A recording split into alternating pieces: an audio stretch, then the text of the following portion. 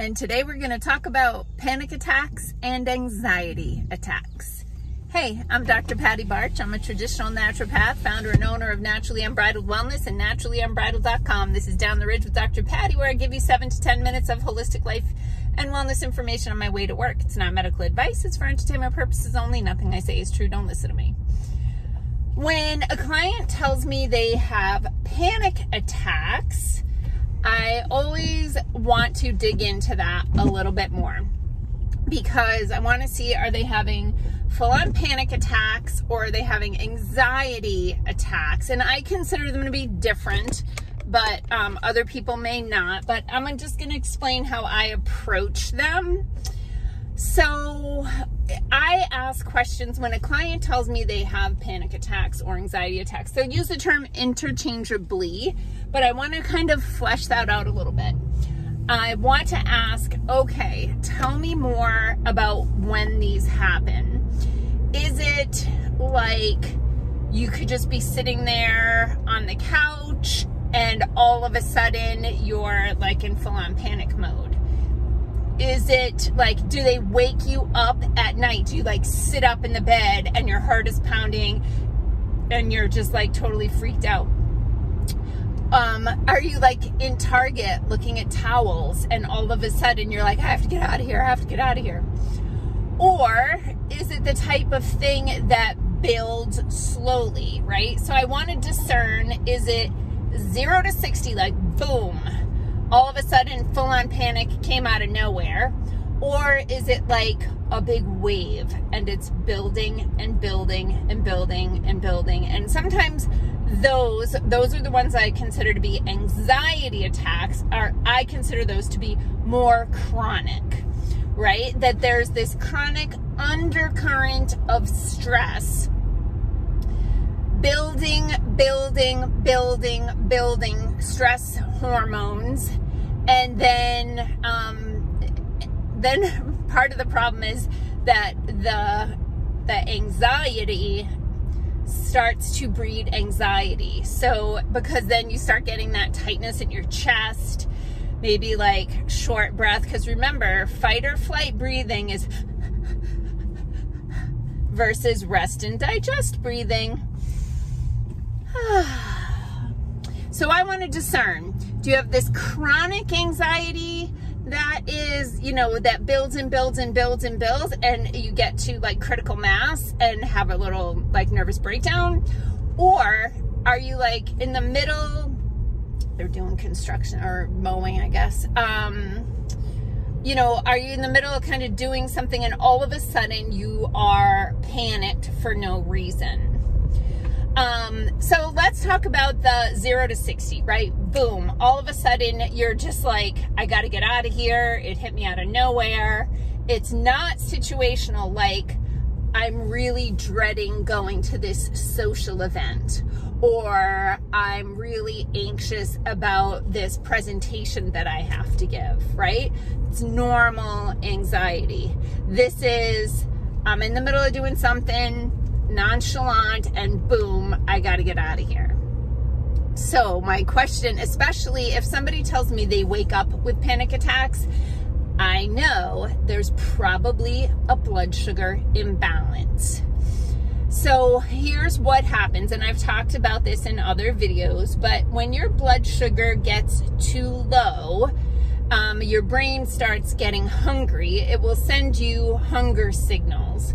And sometimes we listen and we feed our body, and sometimes we don't. We just suppress those, got to get this done, I got to get back to get the kids at daycare, I got blah, blah, blah, right? All the things.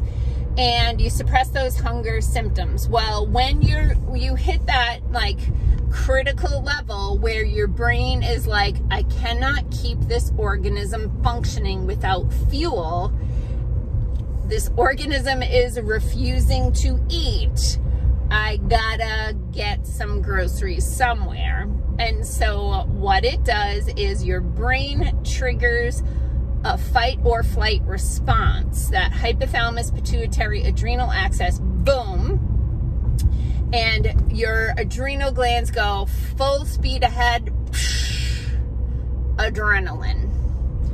And that adrenaline causes your liver to release stored energy so that your brain can eat.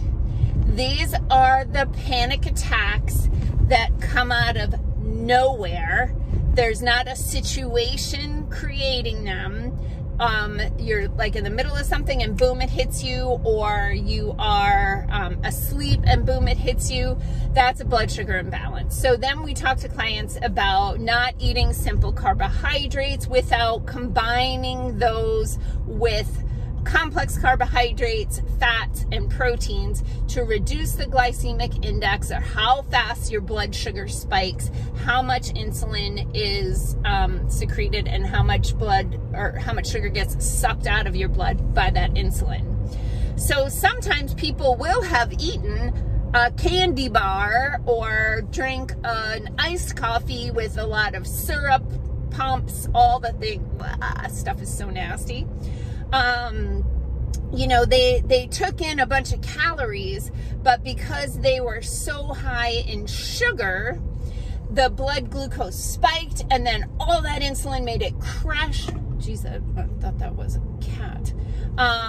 All that insulin made it crash because you overproduced insulin for the amount of sugar in your body, and then you took out too much and your brain got hungry, and then it put you into fight or flight. So not consuming soda, fruit juice, those terrible beverages. Actually, just don't drink your calories, right? Just don't drink calories and you'll be doing okay. So if people tell me they wake up in the night and they can't fall back asleep, I'll typically advise them to have some protein or a healthy fat before they go to bed. Try to avoid high carb meals like pastas and breads, so that they're not having that imbalance in blood sugar in the night. For the more chronic anxiety versus panic attacks, that's a more comprehensive approach. We often need to do a gut restoration program, because if you have an imbalance of microbes in your gut, those microbes are supposed to be making neurotransmitters for you. They're supposed to be making B vitamins for you. They're supposed to be converting hormones into their active form for you. They have a lot of work to do. But if you get a gut full of bad, unhelpful microbes, and they have crowded out, beat up, and taken the lunch money from the good, healthy, supportive microbes, then we need to restore that. Often we have to eliminate some inflammatory foods that are causing problems in the digestive tract that are leading to the environment where these bad microbes want to grow. So we definitely need to focus on gut. There's something called the gut-brain connection. There's something called the enteric nervous system, which is the intestinal nervous system, and you have tons of neurons in there, and that whole gut feeling thing, that's your nervous system. So we need to make sure that the gut is balanced. So gut health leads to brain health. In the meantime, there are things we can do to support the brain. We can make sure that we're getting all of the amino acids that we need to build the neurotransmitters like serotonin and dopamine to help quiet down the nervous system. GABA, that's my favorite neurotransmitter. But here's what happens. Here's the biggest problem that a holistic professional faces when helping clients with chronic anxiety is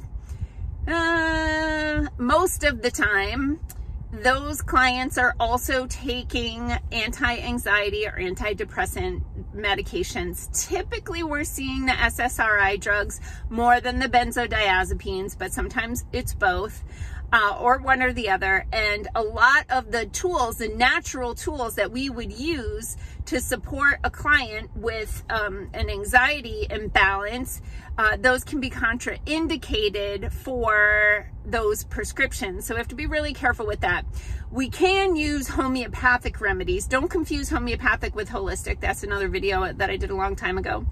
Homeopathic remedies don't have contraindications for the prescriptions, so we can use those, and we often do. And then we work with the client if one of their goals is to not be relying on these SSRI drugs.